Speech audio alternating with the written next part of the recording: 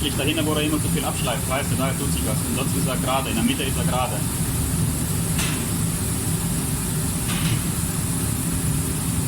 Das ist ganz... Ja, das stimmt. Was machen?